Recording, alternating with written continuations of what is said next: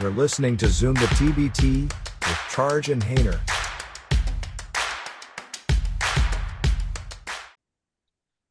Hey guys, it's Zoom the TBT, and I am here with Dan Friel for an semi-annual State of the TBT podcast. Dan, what's going on, man? How you doing? Good to see you, Andrew. Doing great. Really excited about this year. TBT is always evolving, and thank you for taking the time to talk to me today. We'll get you out of here. I know you have a lot of lawyering to do to make sure all these contracts are done for what is going to be less than a month from now, actually, which is crazy because usually we have a little more under wraps by now, but there's still a lot of moving parts, which is pretty fascinating to me. So let's grind this not to waste your time. So there's a huge format change. TBT has been between 32, 24, but mainly a 64 team tournament for most of its modern existence since it started. You had the 96 team 1 year, I believe, and you also Yeah, had a second. Yeah. 70 something team. I was there for the Yep. 71 because that was in Brooklyn. We had the Tim Thomas All Stars, if I remember, in the stands at one I point. remember. Yep. So this new format, what prompted the change from a 64 team tournament to a 16 or in functionally 14 team tournament this year? Yeah, basically felt like it was time for a reset. Would rather be early on a decision than too late. And what we've kind of realized over the last couple of years, especially from the success and the growth that we've had with TST, our soccer tournament, is that there's a real opportunity to provide a premium level experience, not just for the fans that are watching these games, but also for the people that are participating in it. So this is giving us an opportunity to really reset what we're doing with TBT, focus on what we think is really, really working well, which are a lot of those alumni matchups and those premium alumni matchups, and at the same time provide a unique premium experience on the non-alumni side as well. So what we're really trying to do is reset this and hopefully build towards bigger and better in 2027 and beyond. Okay, so that actually dovetails really nicely into my next question, which was basically, do you see this getting bigger again? Because obviously, and again, we say a lot on this podcast for our dozens of listeners that Charge and I are kind of not your typical fans. We love the event, whereas you need to reach a broader thing. Like if you're making this just for me and Charge, you're wasting your time. You need more people to be watching this. So I love the large tournament. I love getting more games in. I'm self-employed. I travel for this every summer for a week usually, or a couple days at least. Been to a lot of the venues, but at the same time, you can't survive on the diehards. You need to get the casuals. So I think having this way, like, when you see this getting possibly bigger, does this reset allow you to see what works and sort of evolve to eventually getting bigger, but still have to build on the strengths? Yeah, absolutely. I mean, I think this looking at the alumni side on its own, what we've never really been able to do is ensure that there's going to be the matchups that we think fans want to see. Mhm. Specifically, we can't guarantee on any particular year that you're going to see Louisville versus Kentucky or Kansas versus Kansas State. In the case of the Northeast, Syracuse versus Seton Hall, you can't guarantee those matchups. We're not Vince McMahon. We're not establishing who's going to win and who's going to lose. But fans nevertheless want to see those things. And when you do the polling at the end of these tournaments, we always ask the fans, like, what did you like? What would you like to see going forward? And really, on the alumni side specifically, those matchups are ones that they really want to see. That was really borne out, I think, in 2024 when we saw Louisville match up with Kentucky at Freedom Hall. We had 14,000 people in the stands, Insane. and it was nuts. It was absolutely Nuts. the best night that we've ever had in TBT, up until the championship game in 2025, which was at Wichita State.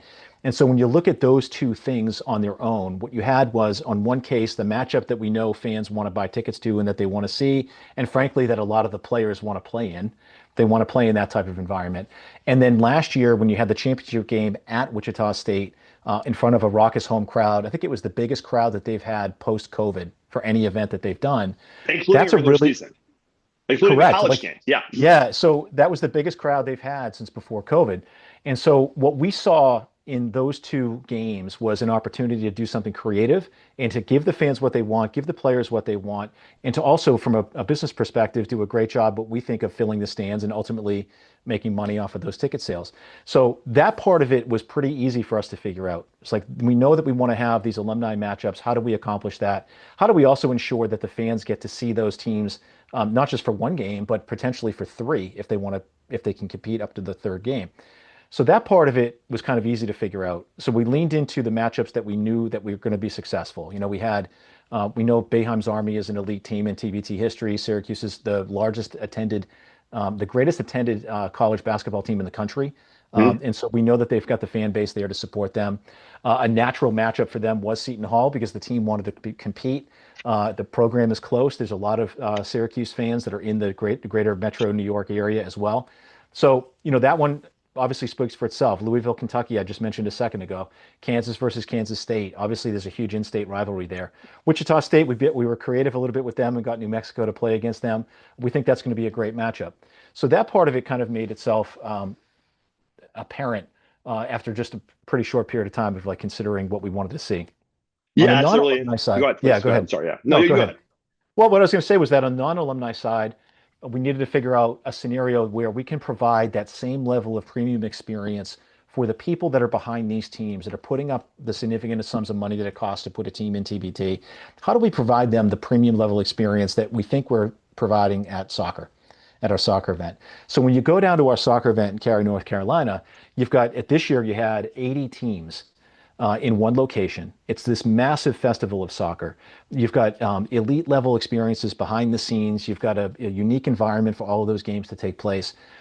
Basketball is a little different in terms of the fact that it's inside. It's not quite, it doesn't quite lend itself to this massive sort of festival scenario like you would have in soccer, but there are ways to provide that type of experience. And Vegas in the summer really is a sort of a hotbed for soccer, largely because of what the NBA has done with the Summer League and a variety of other events that happen out there in the summer.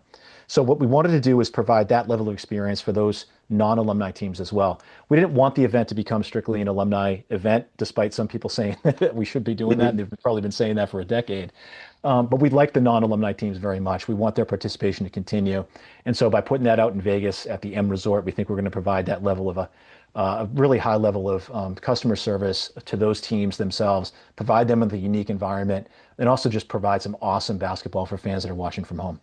Yeah, that's really interesting because I think the separation and having a single site. We'll talk about the alumni versus merch division because I find that fascinating. You said a lot of things that I didn't have in my notes, which I want to elaborate on a little bit. One thing you always said, and I always like bringing this thing up from one of your earlier interviews with us, is you had said you're not Vince McMahon, but we've talked about this a lot, and you actually do see yourself as being, I think, what 15% Vince McMahon because TBT is what 85% competitive basketball and 15% professional wrestling. What was the division? Well, the professional wrestling is funny, but and actually you were probably there in Your Brooklyn that words. night. Those were your Yeah. words, I think, right? Originally. No, but like you have to be a Yeah, promoter. You have of to be a course. promoter for any event to work. And I think that, looking at what the WWE has done over the years, they Mhm. do a great job of building storylines. Of And course. so, anytime you have someone that has a natural inclination to promote, that's very appealing. Or when you have a player or a personality that's involved that has that natural inclination to kind of get the word out to either become the hero or become the villain. Those are things that you want to lean into as much as you can and you try to promote that. So certainly from that perspective, yeah, but we're not going to control the outcomes of these games by any stretch. But Oh, no. we do want to give fans like what they want to see. And so like that really is kind of the motivation for everything that we do is like if we were watching this event and we were, happen to nobody channel surfs anymore, Andrew, No, unfortunately. But no, no. like if the word was out there and they saw something interesting on TikTok or Instagram, and they wanted to tune in, what would they want to see? And that's kind of like the motivation behind almost everything that we do is put ourselves in the fans' shoes. What would make for the most compelling and interesting content that they can consume? And we think from a basketball perspective, that's what we're trying to build towards every single year that we do it. Absolutely. And I think it's something that you guys have been very responsive to people's feedback. I mean, we've talked about things that I've actually seen something we talked about happen once, which we won't say what it was, but it did not work, by the way, which I feel bad about. So one region was sparsely attended way back when.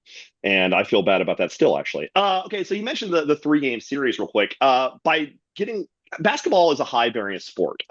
Any given night, anybody can beat because basketball is weird in the sense you can play perfectly well, get all your good looks, play great defense, but shooting is streaky. You can play well and just miss shots and still lose, Yep. which I've never been mad if my team loses because they just miss shots. That's the nature of basketball. It's kind of funny we're putting this in Vegas this year because now talk about putting a few more cards in the deck. By going to a 3 game series, do you think the better team will have a better chance of advancing out of that first round? I mean, I would think so, but I also know that sports can change significantly once the ball's actually thrown out in the court. And so Sure. I think it does lend itself to the belief that the better team is probably going to win that round one matchup. Whether or not that actually happens, I don't know. The phrase horses for courses. There are some No, teams that are no, just tough matchup. You never heard that? no, So no, no, no, no. in horse racing, they talk about how you remember the famous Seinfeld episode where they talked about his mother was a mutter? Okay. Like Yeah. certain Yeah. horses run really well on mud, some run really well on turf, some are better on dry dirt. That same thing is true when it comes to sports, when you have certain teams that match up really well. And so you don't really know exactly how physical one team is going to be with another team until they're actually out there playing. So I would think that the 2 out of 3 means that the best team is going to win, but you never know. Like there just could be a tough matchup, and that next team that wins that, the team that wins that first round matchup might play their second round game and just get completely blown out. That's kind of the nature of how it works. Basketball's a high variance sport too. Over a series of games, it's pretty low variance because a better team will win a series of games. But Yeah, in a short series or one game, it's a high variance sport. And you see for that in sure. March every year as well. You see it in TBT. I mean, India Rising has a had a documentary that came out, which I don't know if you know about this. Did you hear about that? I do. Yeah. Yeah. I haven't Yeah, seen the actually. full thing yet, but Yeah, I'm we're hoping eager to to get the see it. director on there because actually my partner is a huge Q's fan. She's also a South Asian, so actually they met her at a film festival. Oh, That's cool. besides the point. We'll talk about that under a separate heading. Anyway, so we're talking about the games real quick though. We talk about having villains and heroes. One person that I'm really curious if he's gonna how his role is gonna be is I think getting Michael Beasley to this is pretty much a huge coup for TBT. I remember that one-on-one game he had last year with Lance Stevenson, where they had that promotional video, which is the craziest bit of promotion I've ever seen in my entire life. Where he's saying he's going to make him dance. I know you've seen the video, right? Yeah. Yeah. It's truly insane. So, how did Michael Beasley get added to this festival here? Those are the relationships that are formed in college, and they last for a lifetime. And Jordan Henriquez has always been in close touch with Michael and has done a Mm-hmm. great job of staying in touch with him and being a friend over the years. And I think that's pretty much how those things work. Most of those guys that you see almost all the time in TBT that are sort of the higher profile individuals that have a name or that people kind of latch onto. It's almost always that relationship that goes back 10, 15, sometimes 20 years. And it just comes to fruition. And eventually they lean on him enough and the says yes to a buddy. And there you go. Yeah, that makes sense. I mean, I think having him in this will be a lot of fun. He's still a stone cold scorer. He's 6'9", can still shoot. I mean, like that's an interesting guy to have in the TBT mix, I think. Um, Absolutely. So how were the alumni teams chosen? I mean, we had teams like, and you have some teams that have shown you some loyalty to this event before, and I'm sure there are hard cuts. Heard that Best Virginia, War Ready, Shell Shock, Stars of Stores specifically because of the Syracuse Regional. How were the teams chosen, the 8 you chose? And then also, is there a path for these other teams to be readmitted to the fold as this tournament evolves or gets bigger?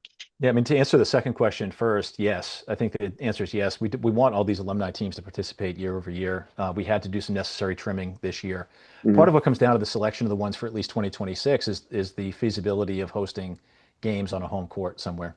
Hmm. And so it's a challenge at some of these places. Some of them don't have air conditioning, that you'd be surprised, don't West have Virginia it. specifically, yeah. Some of them have athletic departments that, at least for this year, were not able to make it happen. So a lot of it came down to the feasibility of actually just pulling it together.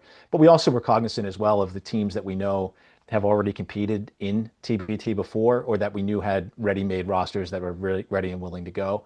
So what we try to do is take the ones that met all of those criteria. A, do we have a feasible home court that they can play on? B, is it a team that we know we can rely on? C, is it a fan base that we know and we believe is going to respond to these teams as they have in the past? And then the final component is the team there, and is it a really quality team that we're going to feel great about playing on the court? And so when you factor in all of those things, we ended up with the 8 that we had. Yeah, that makes sense. I mean, I assume you would want some of those West Virginia battles. I mean, that Charleston specifically, it's been very good to you guys. But having said that, I mean, like, you have to shrink to you have to get smaller to get bigger. I mean, you have Yeah. to take a step back to take 2 steps forward. That's how life works. So I would assume heard that specifically, shell shock. We're going to see some of these teams again. I would assume. Yep. Um, Also, by going smaller, obviously part of this was a rebalance, trying to get the format kind of refigured out a bit. Just things evolve naturally. Things change. If you don't like change, you shouldn't be alive. Change is the nature of human nature. But was there a dovetail with the Fox having the World Cup of having a sort of a sports float on Fox? Was there a dovetailing of interest to have a smaller TBT this year?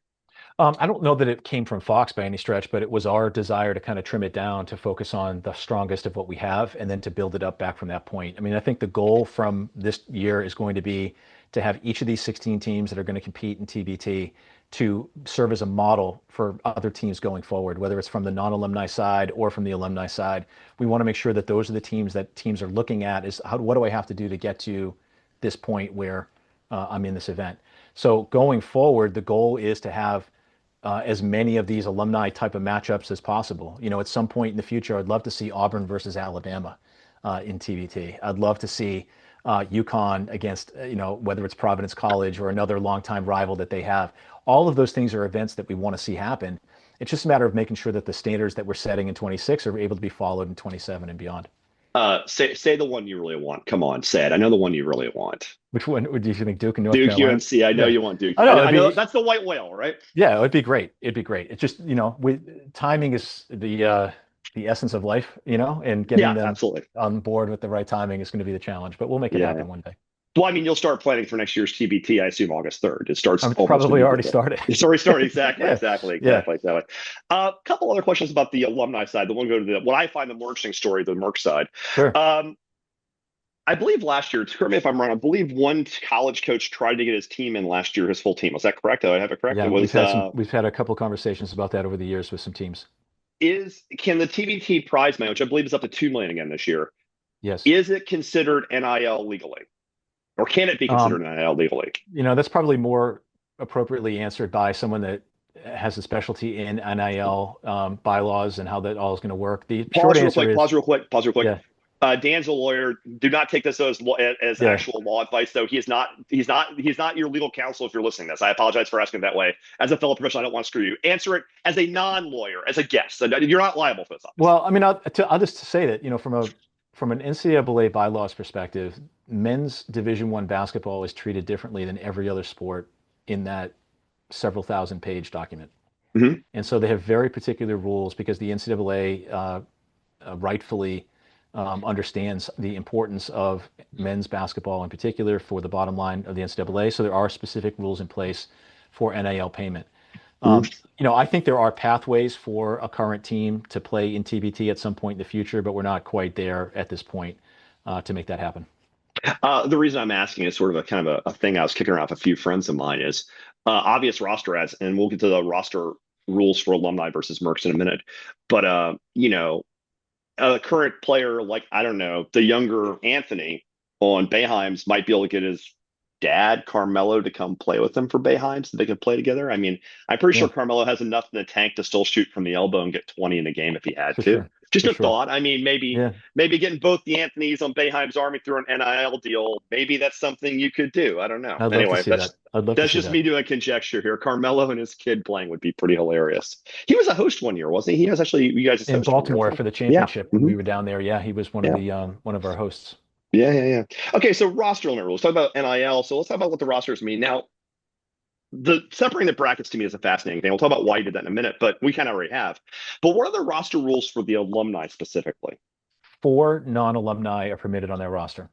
So that means 4 players that never appeared in uniform for that school can play on those teams. That's the rule. Got it. And even one game, you're an alumni, right? If you played for the college for one game. Okay. Yep. Somebody was asking me about that earlier. I was just wondering about that. Okay, got you. So for example, last year's MVP, Marcus Keene, I don't think he's been announced yet, but I would assume he's going to come back for the Shocks. Maybe he hasn't been announced. I have no idea. He would count as a non-alum because he did not. He went to Central Michigan. Okay, gotcha. Okay, that's interesting. Now, and is there a roster limit of how many players you can have? I think it's a total of 15 that you can. You don't have to dress all 15, but my recommendation on all of this stuff, whether it's with soccer or basketball, is always take advantage of the roster slots that you have. Yeah. Because you can't add them on later. So if you've got 15 slots, name 15 players, even if you're only going to bring 11 or 12. That way, if something happens, you've got backups that are ready to come in. Is there a date the roster's locked this year? Yes, there is. I want to say it's the 13th of July, I believe is the date, and that may be flexible, contingent upon a couple of variables. That makes sense. And that's a plus minus. And also, this is not legally binding. We're just shooting the crap as usual. Right. Okay. So we got to talk about the alumni a lot. The last thing I'd ask is obviously all 7 of the 8 alumni are playing a home game. New Mexico has taken the sword of being the road warriors for 3 games. I know for a fact you had some other teams who were willing to take that sword. How'd you pick New Mexico out of the teams that were willing to take that? Honestly, it's a reliable group of guys. One of our former GMs of the New Mexico alumni team from a couple of years ago is now the athletic director at New Mexico, Ryan That Berryman. helps. So, we have a great relationship with the program. We have a great relationship with the guys that are running those teams. They're reliable. They're willing to do it. And they said yes when we asked. So that's kind of pretty much how that one came about. You ask your first option, they say yes. That's where you stop. That makes sense. Yep. Okay, let's talk about a few. One last hard question. I think it's really easy for you guys. Blooming stepped through the big 3. Big 3 is for lack of a better term, a competitor to TBT. Last year, Montrose Harrell played Big Three and TBT the same day. He said he took a private jet, which I still find hard to believe, from Detroit to Louisville. I was there for that game. He played like an absolute animal and stud by the way in that game. He was incredible, but his guards let him down. Louisville went out to sideline that same day. He actually played really well, but they couldn't cover the 3-point line. Sideline sent him home early, hurting your game by a lot, in fact. The looming sector of the Big Three, specifically cases happen. Like, for example, Wes Johnson has a Big Three game scheduled on a Thursday, the same day as game two. Obviously, that's not your province. The GM set their rosters with that knowledge. How do you guys help GMs navigate the Big Three, or is that just something you kind of let them do? And we kind of let them do it. We take a hands-off approach. I mean, our event from a legal perspective and a contractual one is very different from the Big Three. They're signing up for a season-long contract, and Yeah. I have a lot of respect for what the Big Three has done. It's not easy to stick around for as long as we have and as long as they have. So I really, and I mean that sincerely. I just am very impressed that they're doing it and they're doing everything that they are. So what we do is, if the Big Three permits them to play, they can play. Our angle on all of this stuff, Andrew, across the board, is that we don't really have rules that prohibit anyone from playing in our event. We have a couple of, bright lines that we're not going to cross when it comes to, I guess, what you would call like a, almost like a morals clause, or, if somebody's charged with something, and we have some clauses in our participation agreement for that kind of thing. Malik Beasley's not showing up this year. Yeah, no, he would Yeah. not be. Yeah. But like stuff like, so like we have rules about stuff like that, but we don't prevent anybody from playing. It's the contracts that they have or the agreements that they've already signed that would often prevent them from playing. So if a player can play and the Big Three says it's okay for them to participate in TBT, then by all means we're eager to make that happen as much as we can. If they say they can't, then there's a lot of other players that want to play for their share of $2 million. That's kind of our angle on it. Yeah, and 2 million increase is a pretty big deal. Okay, so talk about the alums. Obviously, that's where the core fan is going to go. But as you know, me and Charge are very committed to the mercenaries, the little told stories. The Syracuse has a worldwide following. The sideline cancers, the teams like that, they need their own love too. So can you describe how the mercenaries became their own region? Yeah, like I kind of mentioned at the beginning, we wanted to provide a premium experience for the people that are putting the money behind these teams, and how to make that as appealing to them as we can. I think the first thing that we wanted to do was to find a location that was really great. And so the M Resort in Vegas, it's an elite resort in Henderson, just off the maybe about 20 minutes or so outside of the Strip in Vegas. From what I'm told, it's a resort where the Raiders host their opponents when they come into play in Vegas. They're staying there, so it's a great top level facility. We want to provide that. And I think putting everybody in one location, not making them travel all over the country to play in front of dozens of people at some far-flung location was something that we were cognizant of. If you're going to put the amount of money into this team that you're putting in, we want to make sure that you're in a spot that you really want to be. Make it as easily accessible as possible. Vegas has certainly got as many nonstop flights from pretty much every corner of the United States, if not the world, as any city in America. So we wanted to put it in a premium location. I think that was number one. Number two, we were thinking about how to provide the best opportunity for them to get value from their game. So that's where you get the 2 out of 3 in that scenario out there as well. It matches what we're doing on the alumni side as well from a game perspective. And then beyond that, what we're really looking at is providing this level of sort of treatment and customer service, and really getting back to that level that we think that we have been at historically, and making everybody feel like this is a really big time event that I'm a part of. And I think everything in Vegas is going to speak to that. Okay, fair enough. You mentioned the best of 3. Now, originally it was supposed to, not supposed to be an alternative. It was supposed to be 8 teams, and then it was 6. And by the way, yeah, we're still working on 8, and I have a feeling we're going to get there. But if we don't, and we end up with 6 or 7 or whatever the number is, then we'll adjust accordingly. The plan would probably be to, if it's not 8 teams, to develop a group play scenario in which each team is guaranteed a certain number of games, and there are benefits for winning. But we'll deal with that when we have to. By the way, I like the fact you anticipated my question. My next question is going to be, if it's going to be 6, it'll be group play, will be pool play, or are you still looking at 8? I think you answered. You're anticipating my questions as usual, Dan. So that's good. Okay, last kind of hard question. How'd you arrive at $125,000? I mean, that's a down payment on a house, man. How'd that come up to be? Yeah, I mean, it's a premium price for a premium experience. I think that's the best way to describe it. I mean, I think that's really where it came out to. Obviously it's a numbers-based business. We have to make Mhm. sure that we're meeting our bottom line. There are Yeah. huge expenses to operate this Mhm. event. And so getting that level of financial commitment from the teams that are going to participate is where we shook out. Definitely. Also, I saw that you do have, I think for the first time, some real big sponsors. I saw Davis Steel, which the Zoom the TBT style guide still refers to it. Everline Drive is presented by Davis Steel, but Davis Steel is the team name, obviously. Yeah. Can you talk a little bit about how Matt and Jake's success with Everline has helped you guys get these big sponsors in there? Like, is their hard work help develop their brand, but also yours by getting a large sponsor like Davis Steel to come in? Yeah. I mean, I think Matt and Jake are kind of the model of what I would encourage everyone to follow if they're trying to put a team in any of our events, whether it's soccer or Mhm. basketball. Um, they're indefatigable networkers, and I think that Every day. They're on this phone every yeah, day. every day. And but Yeah. for one positive COVID test in 2020, they would have literally played in every single event that we've ever had. And I There think would be a that false positive too, didn't it? I who believe knows? I mean, at the testing they of were those all false PCR positives tests at is that point. difficult. Yeah. But anyways, I mean, I think they're just they're the model of what I would encourage everyone to follow. They don't stop digging until they hit hit something, and I think that's really the best way to describe them. And so I would really encourage everyone to kind of look at what they do. They're also very generous with their time and advice that they give to others. And if anybody wants to know how to do this, I think those are the two guys that I would talk to. Yeah, I mean they'll answer my stupid questions when I text them. I'm always amazed they give me the time because I'm just some bozo. Yeah, they're a delight.